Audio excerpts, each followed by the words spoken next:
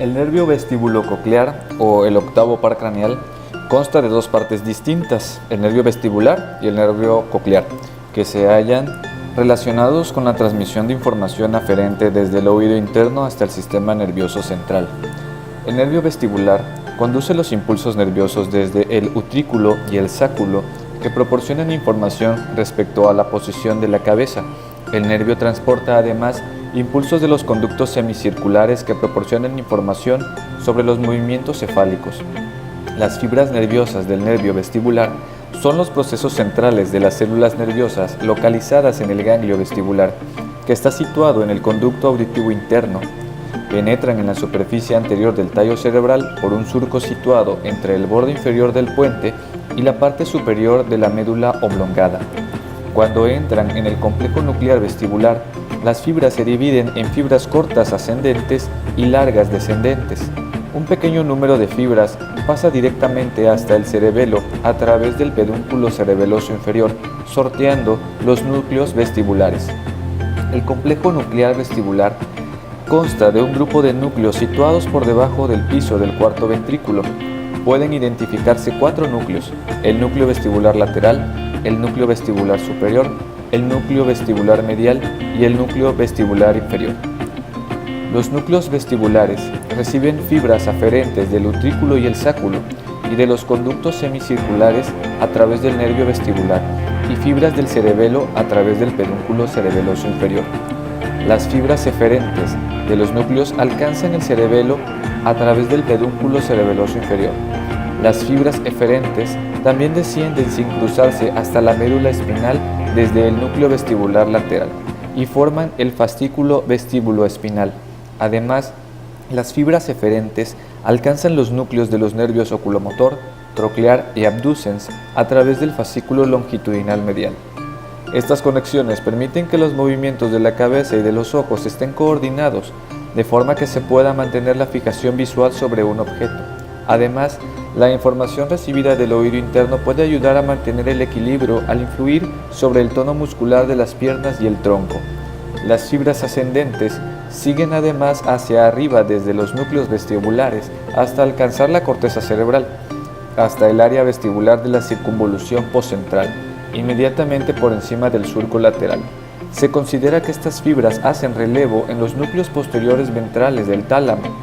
La corteza cerebral probablemente sirve para orientar a la persona conscientemente en el espacio. El nervio coclear.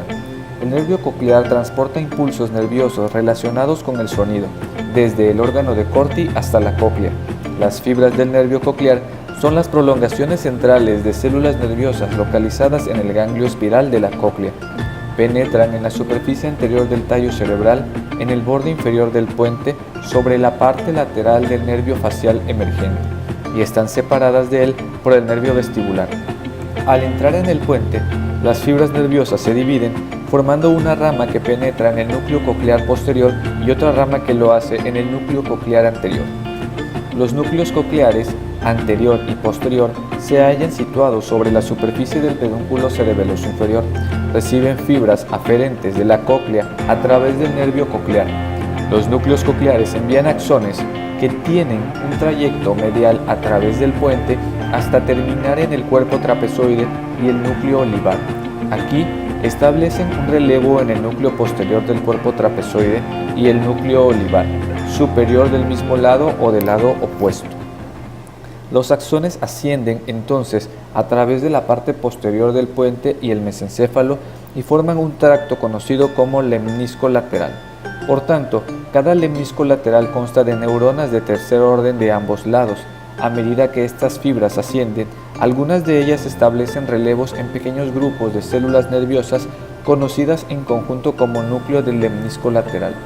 Al alcanzar el mesencéfalo, las fibras del lemnisco lateral terminan en el núcleo del colículo inferior o establecen relevo en el cuerpo geniculado medial y alcanzan la corteza auditiva del hemisferio cerebral a través de la radiación acústica de la cápsula interna. La corteza auditiva primaria incluye la circunvolución de Herschel sobre la superficie superior de la circunvolución temporal superior. El reconocimiento y la interpretación de los sonidos de acuerdo con la experiencia pasada tienen lugar en el área auditiva secundaria. Los impulsos nerviosos del oído se transmiten a lo largo de las vías auditivas en ambos lados del tallo cerebral y en su mayoría se proyectan a lo largo de la vía contralateral. Muchas ramas colaterales alcanzan el sistema activador reticular del tallo cerebral. La organización tonotópica presente en el órgano de Corti se conserva dentro de los núcleos cocleares, los colículos inferiores y el área auditiva primaria. La vía auditiva descendente, las fibras descendentes originadas en la corteza auditiva y en otros núcleos de la vía auditiva acompañan a la vía ascendente. Estas fibras son bilaterales y terminan en células nerviosas a diferentes niveles de la vía auditiva y en las células ciliadas del órgano de Corti. Se considera que estas fibras sirven como un mecanismo de retroalimentación e inhiben la recepción del sonido. Podrían desempeñar un papel en el proceso de la definición auditiva, suprimiendo algunas señales y potenciando otras. Trayecto del nervio vestíbulo-coclear. Las partes vestibular y coclear del nervio abandonan la superficie anterior del cerebro entre el borde inferior del puente y la médula oblongada. Tienen un trayecto lateral en la fosa craneal posterior y penetran en el conducto auditivo interno con el nervio facial. Después las fibras se distribuyen a diferentes partes del oído interno. El nervio glosofaringio, el noveno par craneal, es un nervio motor y sensitivo. Los núcleos del nervio glosofaringio son tres: el núcleo motor principal, el núcleo parasimpático y el núcleo sensitivo. El núcleo motor principal se encuentra en la profundidad de la formación reticular de la médula oblongada y está formado por el extremo superior del núcleo ambiguo. Recibe fibras corticonucleares de ambos hemisferios cerebrales. Las fibras eferentes inervan al músculo estilofaringio. El núcleo parasimpático también se denomina núcleo salival inferior. Recibe fibras aferentes del hipotálamo a través de las vías autónomas descendentes. Se considera además que recibe información del sistema olfatorio a través de la formación reticular. La información referente al gusto también le llega desde el núcleo del tracto solitario a partir de la cavidad bucal. Las fibras parasimpáticas preganglionares eferentes alcanzan el ganglio óptico a través de la rama timpánica del nervio glosofaringio, el plexo timpánico y el nervio petroso menor. Las fibras preganglionares alcanzan la glándula salival parótida. El núcleo sensitivo es parte del núcleo del tracto solitario. Las sensaciones gustativas tienen un trayecto a través de los axones periféricos de células nerviosas situadas en el ganglio del nervio glosofaringio. Los procesos centrales de estas células establecen sinapsis con células nerviosas situadas en el núcleo. Las fibras eferentes cruzan el plano medial y ascienden hasta el grupo ventral de núcleos del tálamo opuesto y una serie de núcleos hipotalámicos. Desde el tálamo, los axones de las células talámicas pasan a través de la cápsula interna y la corona radiada para terminar en la parte inferior de la circunvolución poscentral. La información aferente relacionada con la sensibilidad común entra en el tallo cerebral a través del ganglio superior del nervio glosofaringio, pero termina en el núcleo espinal del nervio trigémino. Los impulsos aferentes del seno carotidio, un varoreceptor situado en la bifurcación de la arteria carótida común, también viajan con el nervio glosofaringio. Terminan en el núcleo del tracto solitario y están conectados con el núcleo motor dorsal del nervio vago. El reflejo del seno carotidio, que incluye los nervios glosofaringio y vago, ayudan a la regulación de la presión arterial. El trayecto del nervio glosofaringio abandona la superficie anterolateral de la parte superior de la médula oblongada como una serie de pequeñas raíces en un surco entre la oliva y el pedúnculo cerebeloso inferior. Pasa lateralmente por la fosa craneal posterior y abandona el cráneo a través del orificio yugular. Aquí, los ganglios sensitivos glosofaringio superior e inferior se hallan situados sobre el nervio. Después, el nervio desciende a través de la parte superior del cuello junto con la vena yugular interna y la arteria carótida interna, hasta alcanzar el borde posterior del músculo estilofaringio, el cual inerva. Después, el nervio sigue hacia adelante entre los músculos constrictores superior y medio de la faringe para dar ramos sensitivos a la mucosa de la faringe y el tercio posterior de la lengua. El nervio vago, o el décimo par craneal, es un nervio motor y sensitivo. Los núcleos del nervio vago tienen tres principales: el núcleo motor principal, el núcleo parasimpático y el núcleo sensitivo. El núcleo motor principal se encuentra en la profundidad de la formación reticular de la médula oblongada y está formado por el núcleo ambiguo. Recibe fibras corticonucleares de ambos hemisferios cerebrales. Las fibras eferentes inervan a los músculos constrictores de la faringe y a los músculos intrínsecos de la laringe. El núcleo parasimpático forma el núcleo dorsal del vago y se encuentra por debajo del piso de la parte inferior del cuarto ventrículo, posterolateral al núcleo hipogloso. Recibe fibras aferentes del hipotálamo a través de las vías autónomas descendentes. También recibe otras fibras aferentes, incluidas las procedentes del nervio glosofaringio. Las fibras eferentes se distribuyen a los músculos involuntarios de bronquios, corazón, esófago, estómago, intestino delgado e intestino grueso, además del tercio distal del colon transverso. El núcleo sensitivo es la parte inferior del núcleo del tracto solitario. Las sensaciones del gusto tienen un trayecto a través de los axones periféricos de las células nerviosas situadas en el ganglio inferior del nervio vago. Los procesos centrales de estas células establecen sinapsis con células nerviosas del núcleo. Las fibras eferentes cruzan el plano medio y ascienden hacia el grupo central de núcleos del tálamo opuesto, y además hasta una serie de núcleos hipotalámicos. Desde el tálamo, los axones de las células talámicas pasan a través de la cápsula interna y la corona radiada para terminar en la circunvolución poscentral. La información aferente, relacionada con la sensibilidad común, penetra en el tallo cerebral a través del ganglio superior del nervio vago, pero termina en el núcleo espinal del nervio trigémino. El trayecto del nervio vago abandona la superficie anterolateral de la parte superior de la médula oblongada en forma de una serie de pequeñas raíces en un surco situado entre la oliva y el pedúnculo cerebeloso inferior. El nervio pasa lateralmente a través de la fosa craneal posterior y abandona el cráneo a través del orificio yugular.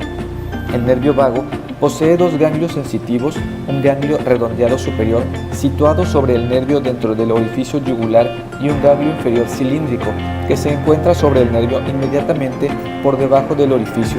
Por debajo del ganglio inferior, la raíz craneal del nervio accesorio se une con el nervio vago y se distribuye principalmente en sus ramos faringios y laringio recurrente. El nervio vago desciende verticalmente en el cuello dentro de la vaina carotidia, con la vena yugular y las arterias carótidas internas y común. El nervio vago derecho penetra en el tórax y pasa posteriormente a la raíz del pulmón derecho, contribuyendo al plexo pulmonar. Después pasa por la superficie posterior del esófago y contribuye al plexo esofágico. Entra en el abdomen a través de la abertura esofágica del diafragma. El tronco vagal posterior, que es el nombre que recibe ahora el vago derecho, se distribuye por la superficie posterior del estómago y a través de una gran rama celíaca por el duodeno, hígado, riñones, intestino delgado e intestino grueso, y llega a alcanzar el tercio distal del colon transverso. Esta distribución amplia se consigue a través de los plexos celíaco, mesentérico superior y renal. El nervio vago izquierdo entra en el tórax, cruza el lado izquierdo del arco aórtico y desciende por detrás de la raíz del pulmón izquierdo, contribuyendo al plexo pulmonar. El vago izquierdo desciende después sobre la superficie anterior del esófago, contribuyendo al plexo esofágico, penetra en el abdomen a través de la abertura esofágica del diafragma. El tronco vagal anterior, que es el nombre que recibe ahora el vago izquierdo, se divide en varias ramas que se distribuyen hasta llegar al estómago, hígado, parte superior del duodeno y cabeza del páncreas. El nervio accesorio o espinal, el onceavo par, es un nervio motor que está formado por la unión de una parte craneal y una raíz espinal. La raíz craneal se forma a partir de los axones de células nerviosas del núcleo ambiguo. El núcleo recibe fibras corticonucleares de ambos hemisferios cerebrales.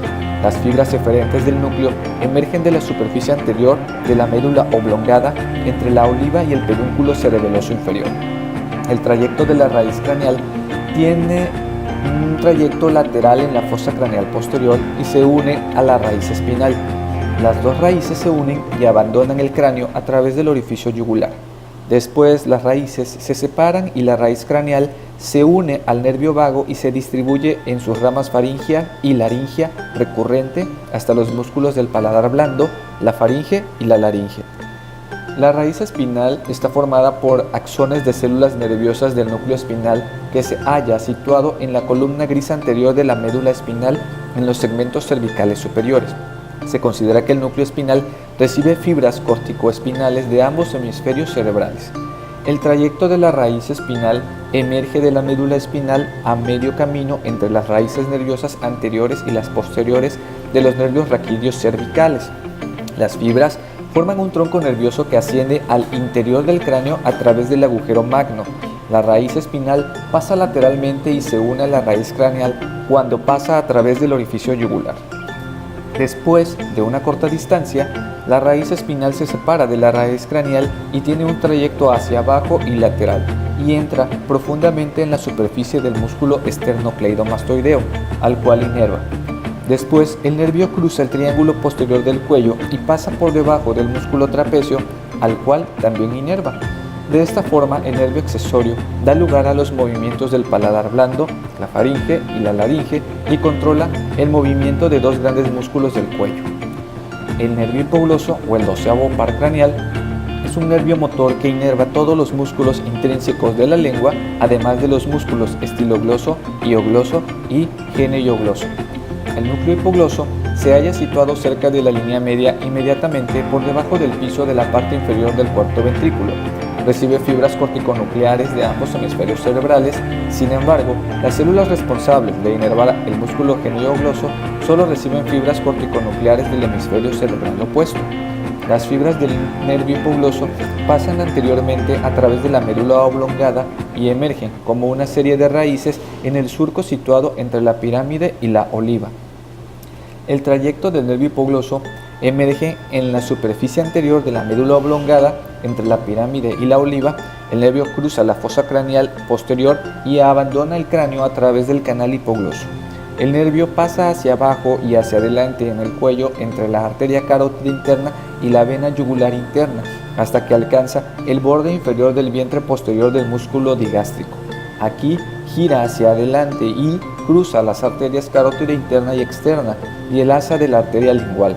Pasa a ser profundo hasta el borde posterior del músculo miloioideo y tiene un trayecto por la superficie lateral del músculo hipogloso.